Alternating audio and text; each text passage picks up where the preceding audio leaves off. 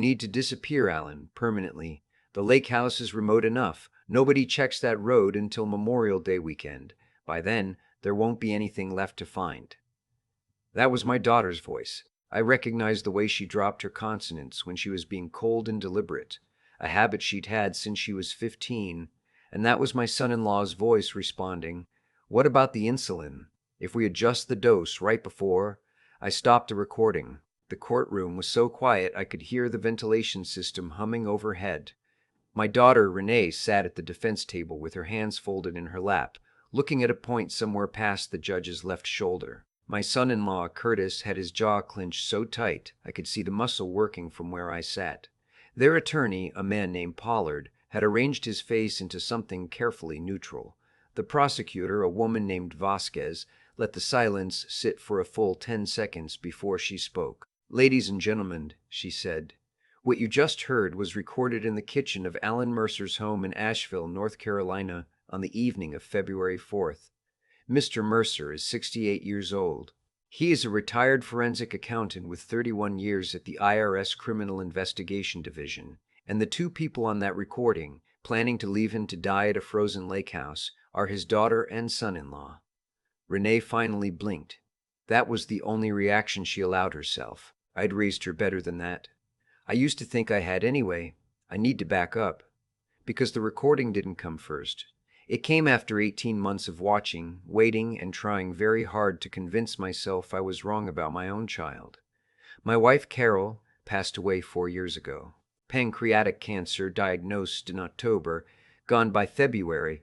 We've been married 41 years. After she died, I rattled around our house in Asheville, a 4-bedroom place we'd bought in 1998, back when the neighborhood was quiet and the price was reasonable, and we thought we'd fill those bedrooms with grandchildren visiting on holidays.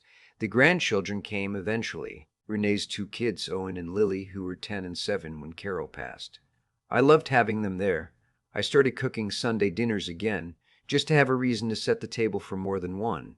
For the first year after Carol died, Renee called me every few days. She'd come by on weekends sometimes, and for a while I believed we were figuring out how to hold the family together without the person who'd been its center.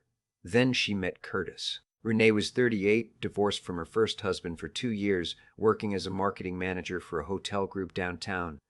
Curtis Doyle came into her life through a mutual friend at some fundraiser. He was 42, good-looking in a calculated way, vague about what exactly he did for work, something in commercial real estate development, he said, though I never saw evidence of anything being developed. He wore a watch that cost more than my first car. He had opinions about wine. I didn't like him immediately, which I tried to be fair about. I'd been skeptical of Renee's first husband, too, and that one had just been a disappointment, not a catastrophe. I told myself to give Curtis time.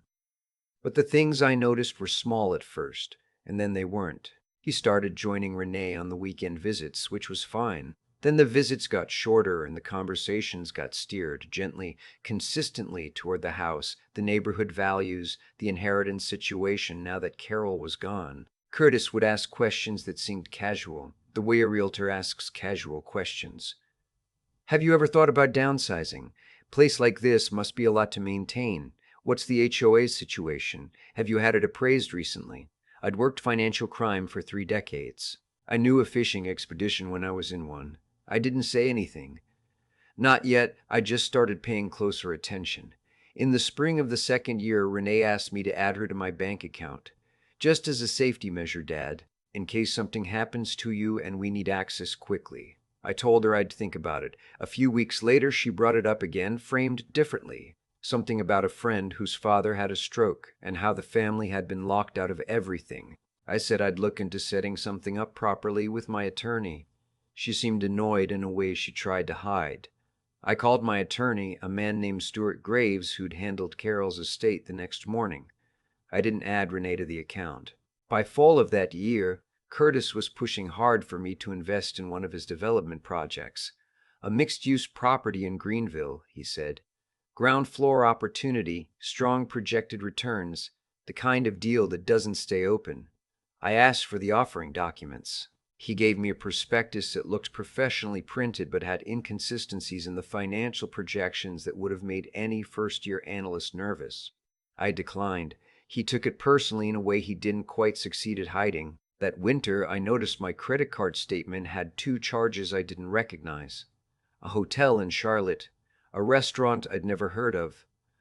Both in a single weekend when I'd been in Asheville the whole time. I called the card company, reported them as fraudulent, and quietly ordered a replacement card without telling Renee or Curtis. Then I installed the cameras. I told myself I was being paranoid. I installed them anyway.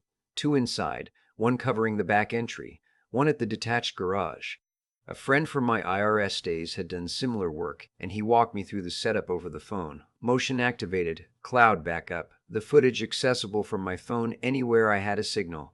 I told nobody. Not Stuart, not my old colleagues, not my neighbor Margaret, who'd been Carol's closest friend and checked in on me every few weeks with a casserole and opinions about my cardiovascular health.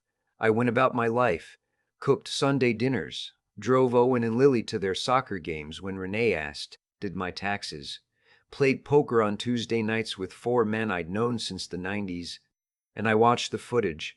The first thing that alarmed me was subtle.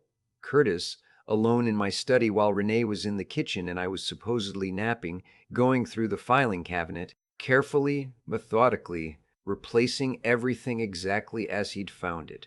He didn't find what he was looking for, which was my will, because my will is kept at Stuart's office and has been since 1987. The second thing was Renee, 2 weeks later, on a phone call she had in the kitchen while I was in the backyard. I didn't hear the words. The kitchen mic didn't reach well through the window, but I could see her face. She was describing something with her hands in that way she does when she's excited and trying not to show it. She was talking about the house. I could read the word listing on her lips. The third thing was the night they thought I was asleep. I told them I was tired after dinner and gone upstairs at 9. The camera in the living room caught them for 45 minutes afterward, speaking quietly enough that I had to turn the volume all the way up on my phone to catch most of it. They talked about the house value, north of 800, maybe 850 if we list before summer. They talked about my investment accounts, which they had guessed at with reasonable accuracy from documents Curtis must have seen in the study. They talked about what they called the medical angle, something about my blood pressure medication and making adjustments seem accidental. I lay in my bed with my phone and listened to my daughter and her husband discuss the logistics of accelerating my death, and I felt something go very cold inside me. Not panic, not even grief exactly, though that came later. Just a kind of terrible clarity. The same feeling I used to get sitting across a table from someone who thought they'd covered their tracks. I called Stuart the next morning, not to tell him everything, not yet, but to ask him to prepare an updated estate document. I had specific ideas about what I wanted in it. The months that followed required a kind of discipline I hadn't needed since my working years. I had to keep having Sunday dinners, keep letting Curtis come along, keep responding to Renee's text about the kids, about the weather, about whether I'd seen the doctor lately, keep being, to all appearances, an aging widower who was maybe a little lonely and definitely not paying close enough attention. Meanwhile, I was doing what I'd done for 31 years, building a case. I had a former colleague, a man named Phil Braddock, who now did private forensic work, run a quiet background check on Curtis. What he found was instructive. Two previous business partners who'd sued him both settled out of court with NDAs, a LLC that had dissolved under circumstances that weren't entirely clear, a prior marriage, not disclosed to Renee, that had ended with a restraining order. I had Stuart prepare two documents. One was a revised will, which I signed in front of two witnesses who were not related to me, and which left the house and the bulk of my estate to a charitable trust I'd established, with smaller amounts to Owen and Lily in custodial accounts they'd access at 25. The will was filed official, unambiguous. The other document was a real estate listing agreement, except it wasn't real. Stuart had a colleague who did title work, and together they drafted something that looked like I'd engaged a brokerage to sell the house. The listing price was $840,000. The agent's name was fictional. The document was convincing enough that if someone found it and didn't look too hard, they'd believe the sale was imminent. I left it in the filing cabinet in my study, right where Curtis had been looking. 3 weeks later, Renee called me about the lake house. We'd owned a small property up near Watauga County since the mid-90s, a two-bedroom cabin on about an acre, accessible by a road that was legitimately hard to navigate in winter. Carol and I had talked about selling it a dozen times and never quite gotten there. I usually went up in late spring, opened it for the season, did whatever maintenance had accumulated over winter. Renee suggested a family weekend up there in February. The kids would love it, she said. Snow, fires, it would be good for everyone, she said. I said it sounded wonderful. I drove up 2 days early, alone, and installed 2 additional cameras. I also called Phil and told him to check in with me every 48 hours. If he didn't hear from me, he had instructions. I also called my doctor and told him I was going to try something and that I needed him to document in my medical file the exact current dosage of my blood pressure medication reviewed and confirmed on this date. He was confused, but he did it. The weekend started normally enough. Renee and Curtis arrived Friday evening with the kids, groceries, wine. We made chili. Owen beat me at cards 3 times and was thrilled about it in the way 10-year-olds are, utterly without mercy. Lily wanted to see if the lake was frozen enough to walk on, and I told her not until morning when we could see where we were going. It felt, for a few hours, like a normal family weekend. Saturday evening was when the recording happened. I'd gone to bed early, told them I wasn't feeling great, a little dizzy, probably nothing. I was upstairs with my phone. The conversation took 22 minutes. They didn't know about the cameras in the main room. They'd had enough wine to be careless. By the end of it, they had something like a plan, and I had all of it on video. What happened the next morning was the part I hadn't fully anticipated. I came downstairs, and my coffee tasted wrong. Not dramatically. Not a movie taste of almonds or whatever, just slightly off the way things taste when you're getting sick. Except I felt fine otherwise. I poured it out quietly, said I wasn't hungry, and watched Curtis watch me from across the kitchen table with an expression of careful patience. I excused myself to check the weather on my phone and instead texted Phil the single word we'd agreed on, now. Phil called the Watauga County Sheriff's Office and gave them the highlights. He also sent them the prior night's video footage from the cloud backup, which he had access to because I'd shared it with him before I drove up. I told Renee and Curtis I was going to take a walk. I walked down the access road and waited. The deputy arrived in about 20 minutes. 2 deputies, actually. Renee and Curtis came out of the cabin when they heard the vehicles, and I watched my daughter's face when she understood what was happening. The careful patience she'd been wearing all morning collapsed into something raw. She looked at me across the snow, and the look was not guilt. It was fury. "You set us up," she said. "I documented what you planned," I said. "There's a difference." Pollard made the same arguments defense attorneys always make. He suggested the recording was taken out of context. He suggested that Curtis had an anxious personality and sometimes engaged in catastrophic hypothetical thinking. He suggested that the medication discrepancy, the toxicology report from the hospital, where I'd gone directly after the deputies secured the scene, was within the range of normal dosage variation and could have been an innocent mistake. Vasquez took each argument to part with the patience of someone who'd done this many times before. She showed the jury the footage of Curtis in my filing cabinet. She showed the fraudulent credit card charges, which forensic analysis traced back to a card Curtis had opened in my name using a pre-offer credit application that had come in the mail and been intercepted before I saw it. She showed Phil Braddock's findings about Curtis's history. She showed the fake listing document and demonstrated that both Renee and Curtis had discussed the listing in subsequent text messages, proof they'd found it and believed it. She showed the recording of the kitchen conversation. She also showed my real will. I think that last part landed the hardest. The jury watched Pollard's face when he saw the charitable trust document for the first time. He'd built part of his defense around arguing that my estate planning was in disarray, that Renee had legitimate concerns about assets being mismanaged, that her motives were murky and confused rather than simply greed. The will made clear what there was to inherit and exactly who would and would not receive it. Pollard called me to the stand. I'd expected this. He started with the family history.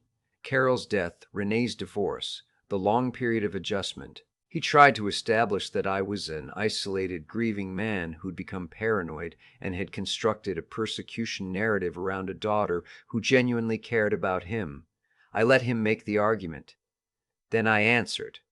"Mr. Mercer, you installed hidden cameras in your own home without telling your daughter. After I found evidence of her husband going through my private financial documents. Yes, you hired a private investigator to look into your son-in-law's background. After I noticed fraudulent charges on a credit account I didn't open. Yes, you drafted a fake real estate listing and left it where you knew they'd find it. I prepared a document that accurately reflected what they clearly intended to do with my property. I left it somewhere accessible.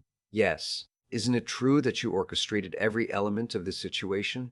That you gave them a scenario designed to draw out behavior you'd already decided they were capable of? I looked at him steadily.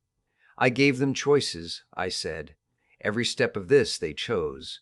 They chose to go through my files. They chose to open a credit account in my name. They chose to have that conversation in my cabin. They chose to put something in my coffee. I didn't make any of those choices for them. I just made sure there was a record. Pollard tried once more. Mr. Porthos-Defract, Mercer, isn't it true that if you had simply spoken honestly with your daughter, talked openly about your concerns, none of this would have been necessary? I thought about that for a moment. I thought about the recording, the specific language, the timeline. I said, if someone is willing to discuss adjusting your medication dosage to accelerate your death, they are past the point where a conversation would have helped. The jury deliberated for 2 days. On the afternoon of the second day, they came back. On the charge of attempted murder in the first degree, Curtis Doyle, guilty. On the charge of conspiracy to commit murder, both defendants, guilty. On the charge of financial fraud, Curtis Doyle, guilty on 4 counts. Renee Mercer Doyle, guilty on 2 counts. On the charge of identity theft, Curtis Doyle, guilty. The courtroom wasn't as loud as you see in movies. It was more like a collective exhale. Renee sat very still. Curtis put his face in his hands. I sat in the front row and felt something I hadn't felt in nearly 2 years. The specific relief of a case that's finally closed. Sentencing came 3 weeks later. Curtis received 22 years in the North Carolina Department of Adult Correction. The judge cited the premeditation, the financial crimes compounding the physical danger, and Curtis's prior history with business fraud. The restitution figure was set at $412,000, covering the fraudulent credit charges, investigative costs, legal fees, and damages. Renee received 11 years. The disparity in sentences bothered some people in the gallery. I heard them murmuring. She was the mastermind in some ways. She knew me, knew the house, knew the lake property's isolation. She'd initiated contact with Curtis's prior associate about the medication information. In some ways, her sentence should have been identical or harsher, but the law accounts for degrees of participation, for distinction between the person who plans and the person who executes, and the evidence established that Curtis had taken the operational lead on the financial crimes and on the morning in the cabin. The judge knew what she was doing. After the hearing, I stood in the corridor outside the courtroom. Stuart was beside me. Renee was being led back through a side door when she turned and looked at me. She didn't say anything. I don't think she had anything left to say that wasn't going to make things worse for herself. What I saw on her face, beneath the anger, beneath whatever she'd been telling herself about who was the victim in the situation, was something smaller and younger. Something I recognized from when she was a girl and had done something she couldn't undo and knew it. I don't know what I felt looking back at her. I've spent a lot of time since then trying to name it. It wasn't satisfaction. It wasn't even the bone-tired relief I'd felt at the verdict. It was something more like grief that had finally found its shape. She was my daughter. She'd learned to ride a bike in our driveway. She'd called me crying from a college payphone at 2 a.m. when her first boyfriend ended things. She'd stood beside me at Carol's grave in February 4 years ago and held my arm the entire service.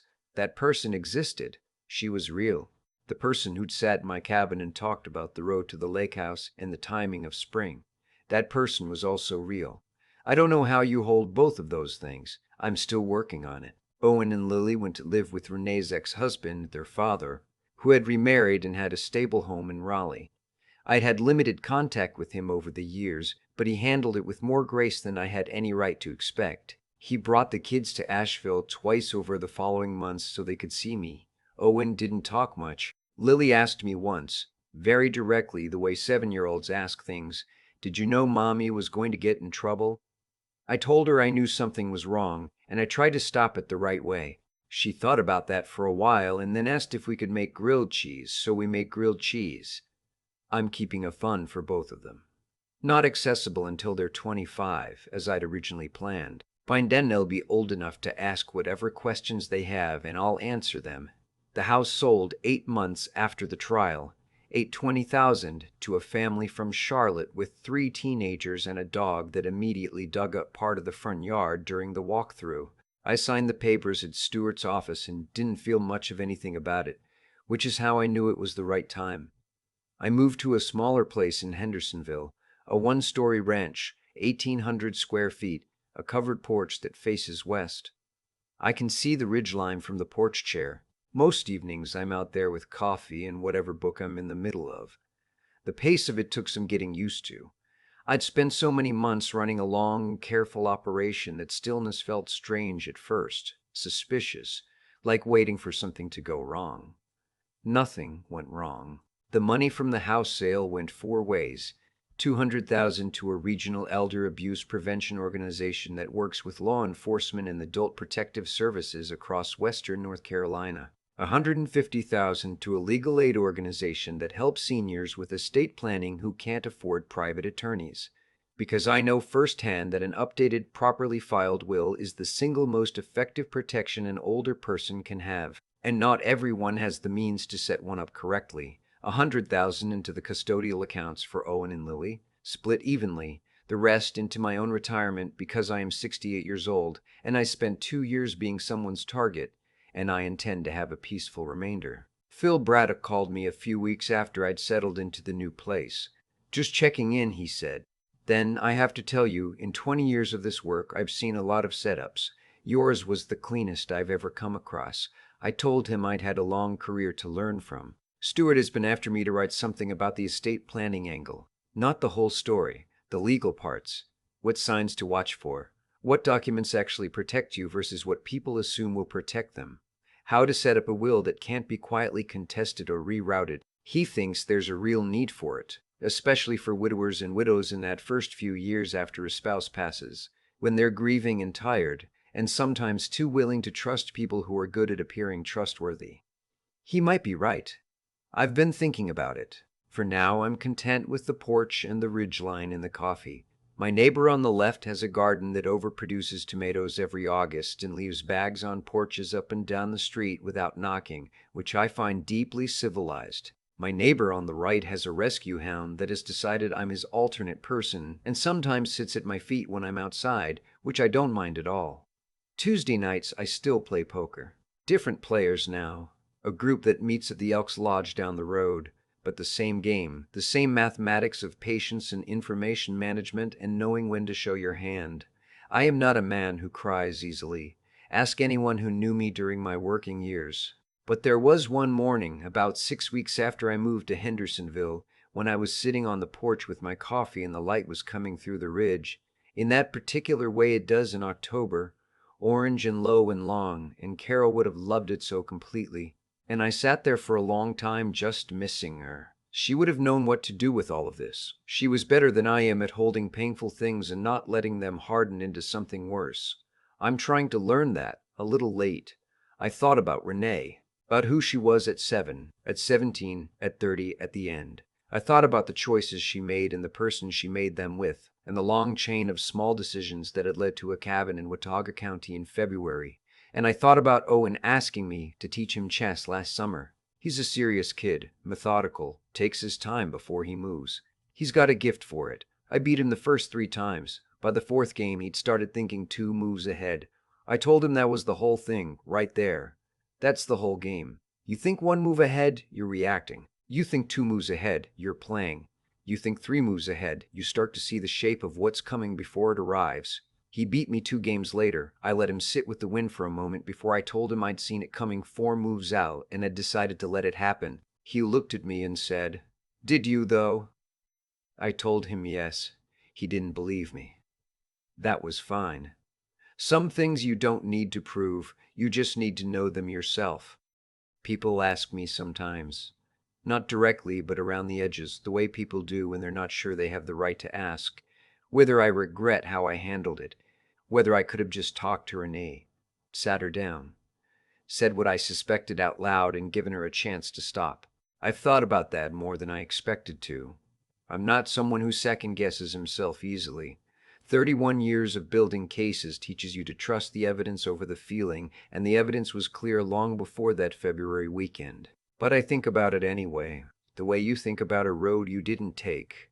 Not because you believe it would have been better, but because you're still human enough to wonder. Here's what I keep coming back to. What happened to Renee and Curtis wasn't something I did to them. It was the result of every choice they made, in sequence over months, each one compounding the one before it. Curtis going through my filing cabinet, the credit account opened in my name, the conversation in the cabin, the coffee that tasted wrong. Not one of those was my decision.